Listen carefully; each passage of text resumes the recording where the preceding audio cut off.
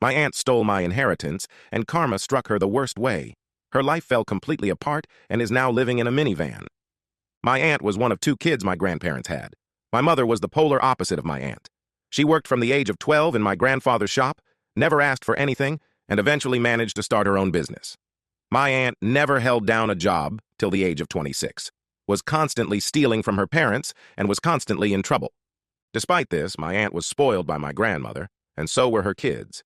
She had 3 kids from 3 different men, and her first husband was not one of them, if you know what I mean.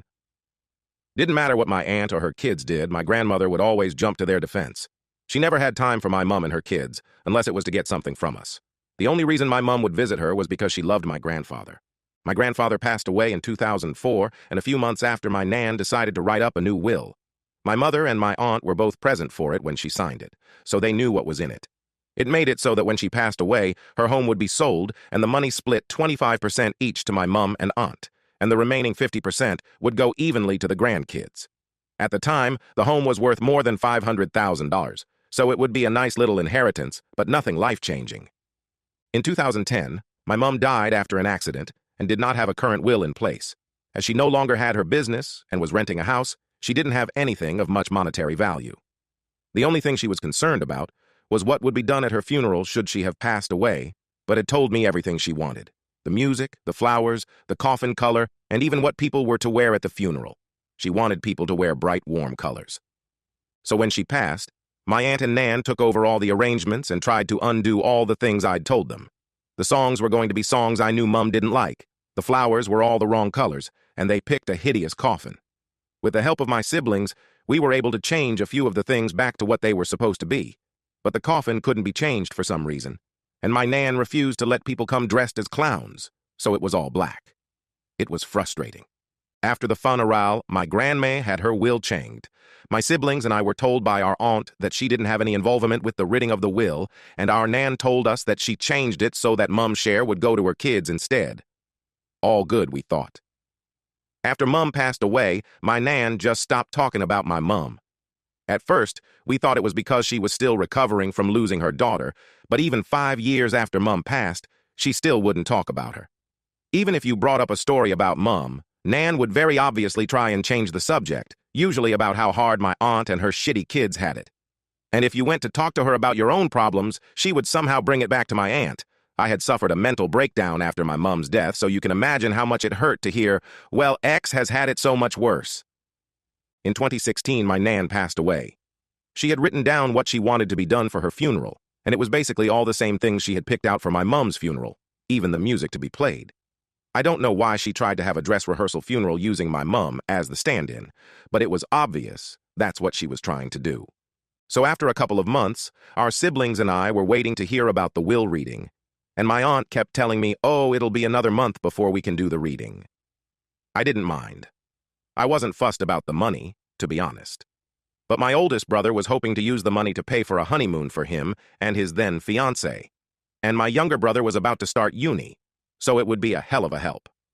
Eventually, my dad bumped into the solicitor my grandmother had used to deal with her will and asked what was happening. The solicitor let slip that the will had already been read and that it left everything to my aunt. When my dad questioned this, the solicitor told him that my aunt had been present when the will was written, despite promising that she had nothing to do with it.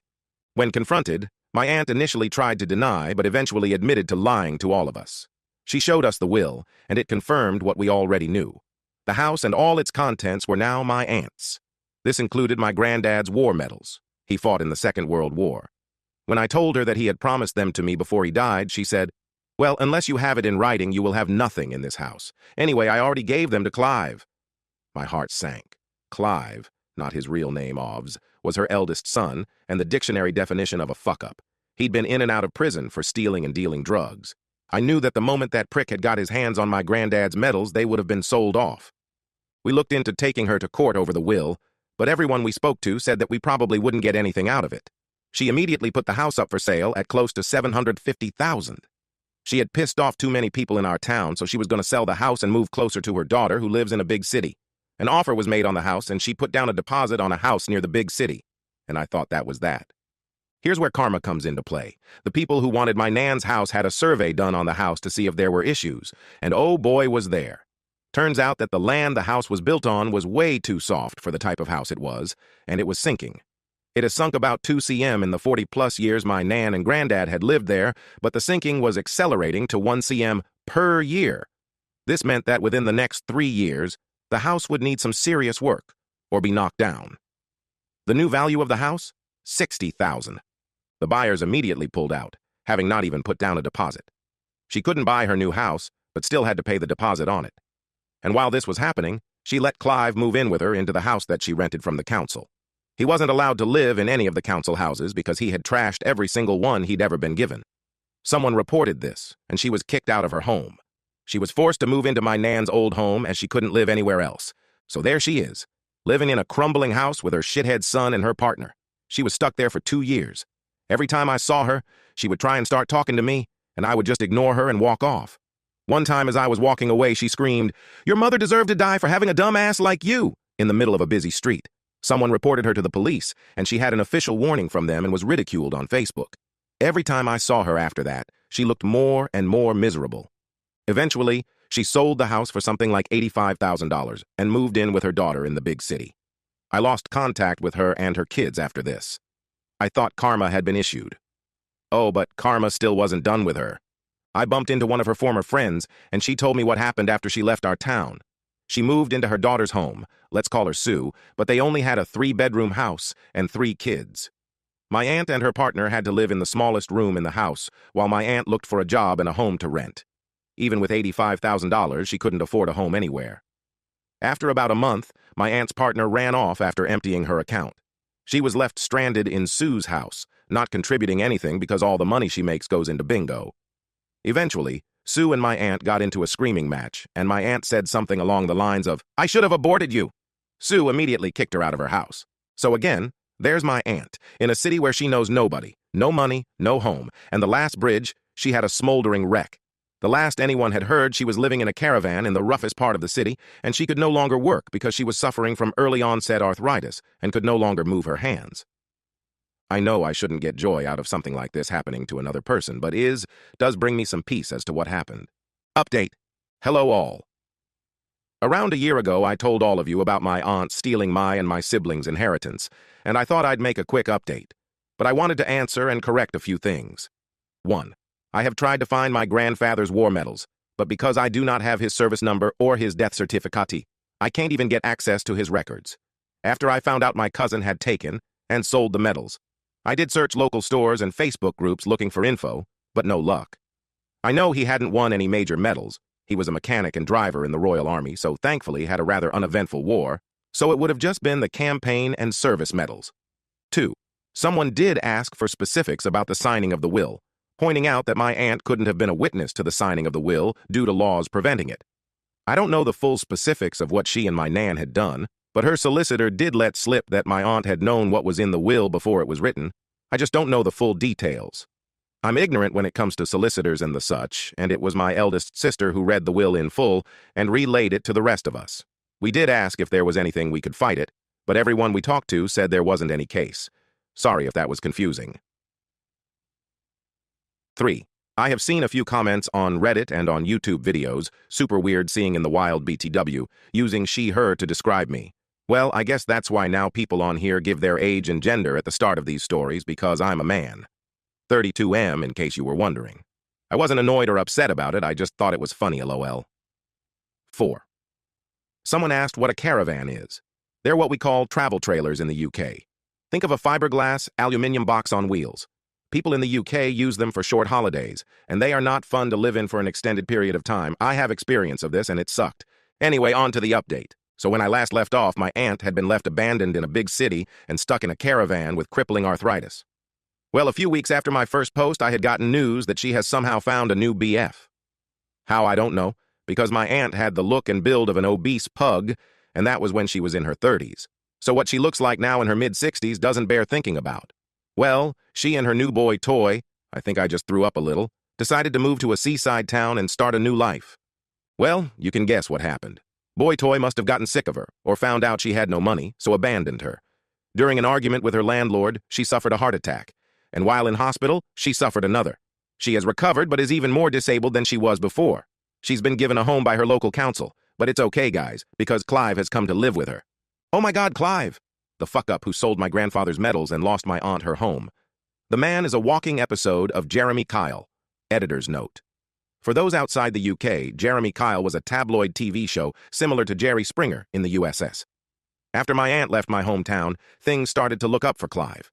Someone took pity on him and gave him a job as a laborer, and for a few months he was doing well. Looking clean and well despite everything that had happened, I was glad he was getting his life back on track. Well, it turns out not. He was given a work van to go from job to job, and one day came to work with a black eye and no van. He told everyone that he'd been carjacked and the van stolen. Sadly, for Clive, they found the van, and a very confused man wondering why the police were arresting him. After questioning and a text exchange, they found out that Clive had sold the van to the man and gave himself a black eye to make it look like a theft. Clive was arrested.